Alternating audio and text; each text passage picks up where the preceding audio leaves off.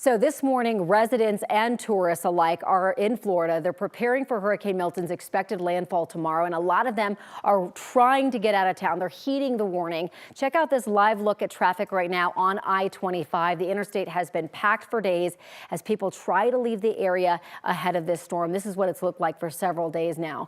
Now, many parts of Florida are still in cleanup mode from Hurricane Helene. As of this morning, Milton is a Category 4 storm, again, right on the cusp of that Category 5. According to the National Hurricane Center, the storm surge from Milton could reach 15 feet in some areas along Florida's Gulf Coast. Now, 9 News reporter Brianna Fernandez has dealt firsthand with hurricanes while living in Florida. Brianna, you can talk just how big this is going to be once it hits there. Yeah, you know, this is a perfect example from this live look. This is a live look right now from the Naples Pier. You could see it's very quiet right now. Actually, when I was covering this Hurricane Ian, just 2 years ago, this area was completely destroyed. So they had to make repairs, and now we're dealing with Hurricane Milton that's going to hit that part of Florida. So Hurricane Milton, an extremely powerful hurricane, is expected to hit the hardest. Milton, already one of the most intense storms in the Atlantic, appears to be heading towards Tampa. So this is a live look from the Naples Pier, like I just showed you, so along south of Tampa. So this comes less than 2 weeks after that same area was hit by Hurricane Helene. So the west coast of Florida is preparing once again for another storm. Mandatory evacuations have been issued for much of Pinellas County and all mobile homes. Tampa Mayor Jane Castor said city workers have been busy clearing debris from waterways, storm drains, and roads. This was all the debris that was left behind.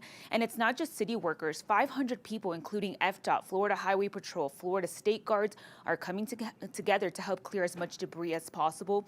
They have pulled more than 700 truckloads of trash and still counting. You have to think about all the debris that they still have to collect from the last storm. All the wood, furniture, metal, if left behind, will likely be flying around neighborhoods once Milton hits.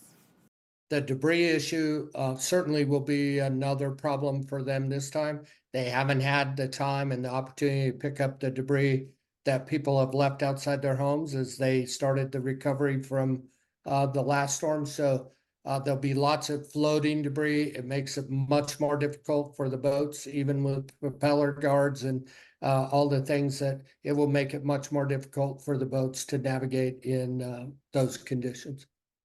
So we know in about an hour or so, Tampa International Airport will suspend flight operations starting at 9, so that's Eastern time. Airport officials say that they will reopen when it's safe to do so. And right now, Florida Governor Ron DeSantis, he is actually speaking in Tallahassee, just talking about all the preparations of Hurricane Milton. That's a news conference that started about 10 minutes ago. Of course, I'm going to be listening in and keep you updated. I'll have a breakdown over on KTVD. For now, I'm in the newsroom. Brianna Fernandez for 9 News. Brianna, I know that Governor DeSantis and so many other officials there are saying, please get out, don't try to stay. And it seems like a lot of people are heeding that warning. Yeah, I was actually listening in just 15 minutes ago when that press conference started, and he's like, don't put your guard down.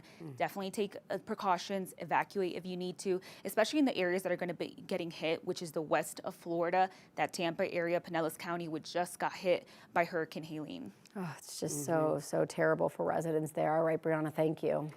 The Federal Emergency Management Agency is used to dealing with storms. It's currently helping the Southeast prepare for Hurricane Milton and recover from Hurricane Helene. FEMA says they are dealing with a lot of misinformation when it comes to how they can help, so we want to debunk that. Claims like survivors only get $750 when in reality people can apply for more. Congress is on recess until after the election and chose not to boost FEMA funding before leaving. Now lawmakers are under pressure to return for an emergency funding vote. Congressional leaders of both parties say that they're waiting for damage assessments. Dozens of Coloradans have spent the better part of 2 weeks helping in the aftermath of Helene. Now they're getting ready for Milton. 45 members of Colorado Task Force 1 were deployed on September 25th. They headed to Tampa to help with search and rescue operations. Then they were sent to an area just outside of Asheville, North Carolina. Last night, they arrived at Camp Blanding near Jacksonville, Florida, where they're waiting to respond for whatever they're needed there. After working long days and getting maybe 5 to 6 hours of sleep a night, they're preparing to do it all over again. Each member of the team undergoes daily checks to make sure that they're not just physically okay, but mentally as well. We're so thankful for Colorado Task Force for sure. A big concert fundraiser for Hurricane Helene victims is set for later this month. The Concert for Carolina will be held at Bank of America America Stadium in Charlotte, North Carolina on October 26th. The headliners are James Taylor, Luke Combs, Eric Church, and Billy Strings. Two in that group, Combs and Church, are from North Carolina. Show organizers say all of the funds raised will go toward aid relief.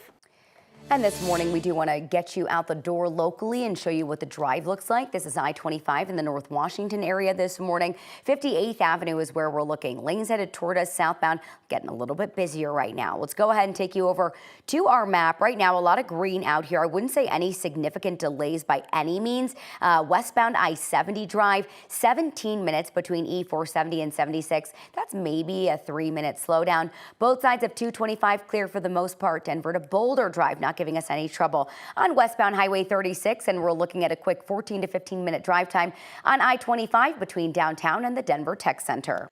A former Arapahoe County social worker who was sentenced to 4 years in prison after making up a child abuse claim against a Aurora City Council member will be back in court today, but for a different case. In this one, she is accused of faking a brain cancer diagnosis to avoid trial. Last July, Robin Nacetta and her mother were indicted for faking medical records saying she had brain cancer. Prosecutors say they also created Facebook pages naming a doctor and an oncology office. Prosecutors filed a motion to dismiss charges against the mother after evidence showed Nacetta faked evidence that her mother was guilty. Nacetta is scheduled for a plea hearing at 8 o'clock this morning. Her attorney previously said they were working toward a plea deal. A woman is facing charges in a crash that killed an off-duty Adams County deputy. It happened last year on Christmas Eve. Deputy Joshua Malloy died in a head-on crash near Gilcrest. CSP says Kayla Carroll was driving a car that crossed the center line and hit Malloy's car head-on. The Weld County DA's office has charged Carroll with vehicular homicide, among other things. She is due in court in December. The driver of a truck involved in a deadly rollover crash in Greeley last week has been arrested. Police say they arrested Hector Lopez on Saturday after the 48-year-old was cleared from the hospital and booked into the Weld County Jail. The crash happened early Friday morning on Highway 34 near Highway 257. The truck rolled several times, killing 2 people. 2 others are still in the hospital this morning. Police say people in the truck were not wearing their seatbelt and it was speeding excessively and driving dangerously. Lopez has been charged with vehicular homicide and vehicular assault. A woman who was once accused of assaulting a man and using the N-word at a school board meeting has filed a federal defamation suit against DPS and several school board members. Kristen Fry spoke in support of a principal set to be fired during a board meeting in August of last year. A man named Hashem Coates told Denver police before stepping up to the microphone, Fry assaulted him, grabbing his shoulder and calling him the N-word. She was charged with disturbing the peace and harassment. There is no audio of what was actually said, but video that surfaced months later led to the dismissal of those charges. Fry says Coates was bullying others at the microphone. I felt the need to say something to prevent that from happening to me. So I leaned forward. I said, please be respectful of the speakers. That is all I said. I did not touch him at all, never at any moment.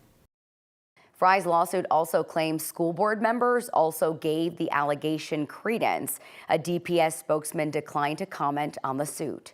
In a statement, Coates said he rejects the allegations and called them a calculated misuse of the courts aimed at punishing those who acted responsibly. Well, it's another warm, dry day ahead for us, so might as well take a look at some of these beautiful northern lights. The Aurora Borealis was visible in the foothills and in the mountains. It was tough to see for us along the Front Range because wildfire smoke kept that visibility a little bit at bay. But take a look at this from Steamboat Springs. Beautiful sights last night. Now, doesn't look like we'll be able to see it again tonight, but forecasting the Aurora Borealis and the solar storms that create these sorts of northern lights, always a little tricky. So point being, there's always a chance, but it looks like last night was our main time window to get in on some of those northern lights that we saw across parts of Colorado.